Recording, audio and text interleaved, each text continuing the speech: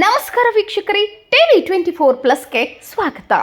ವಾಯುವ್ಯ ಕರ್ನಾಟಕಕ್ಕೆ 700 ಬಸ್ ನೀಡಲು ಸೂಚನೆ ನೀಡಿದ್ದೇನೆ ಎಂದು ಸಾರಿಗೆ ಸಚಿವ ರಾಮಲಿಂಗಾರೆಡ್ಡಿ ಹೇಳಿದರು. ಶುಕ್ರವಾರ ಬೆಳಗಾವಿಯಲ್ಲಿ ಸುದ್ದಿಗಾರರೊಂದಿಗೆ ಮಾತನಾಡಿದರು. ಉತ್ತರ ಕರ್ನಾಟಕದಲ್ಲಿ ಹಳೆಯ ಬಸ್ಗಳನ್ನು ಕಾಂಗ್ರೆಸ್ ಸರ್ಕಾರದ ಅವಧಿಯಲ್ಲಿ ನೀಡಿಲ್ಲ.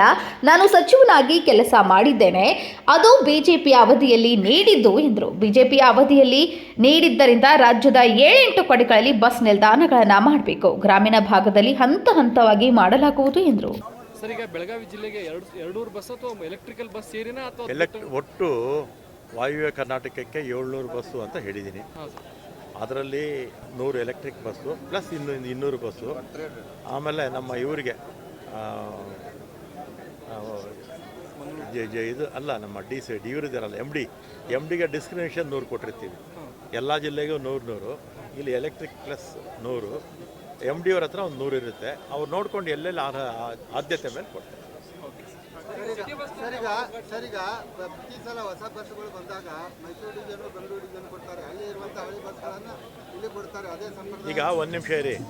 ನಾನು 4 ವರ್ಷ 4 ತಿಂಗಳು ಹಿಂದೆ ಮಿನಿಸ್ಟರ್ ಆಗಿದ್ದೆ. ಯಾವತ್ತಾದ್ರೂ ಕೊಟ್ಟಿದ್ನಾ? ಇಲ್ಲ, ಒಂದು ನಿಮಿಷ ಇರಿ. ನಾನು ಯಾವತ್ತೂ ಕೊಟ್ಟಿಲ್ಲ. ಆಮೇಲೆ ಈ ಸಲಿನೂ ಕೊಡಲ್ಲ.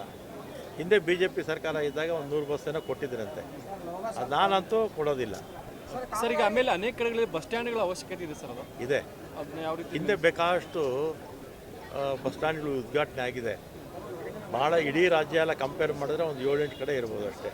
ಉಳಿದಿರ್ತಕ್ಕಂಥ ತಾಲೂಕು ಹೆಡ್ ಕ್ವಾರ್ಟರ್ಸು, ಜಿಲ್ಲಾ ಹೆಡ್ ಕ್ವಾರ್ಟರ್ಸು ಎಲ್ಲ ಕಡೆ ಕೂಡ ಆಗಿದೆ.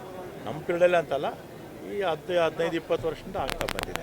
ಗ್ರಾಮೀಣ ಪ್ರದೇಶದಲ್ಲಿ ಸರ್, ಈಗ ದೊಡ್ಡ ನಗರಗಳಾಗಿದ್ದಾವೆ, ಅಲ್ಲಿ ಬಸ್ ಸ್ಟ್ಯಾಂಡ್ಗಳ ಕೊರತೆ ಇದೆ ಸರ್. ಮಾಡ್ತೀವಿ, ಹಂತವಾಗಿ ಮಾಡ್ಕೊಂಡು ಹೋಗ್ತೀವಿ.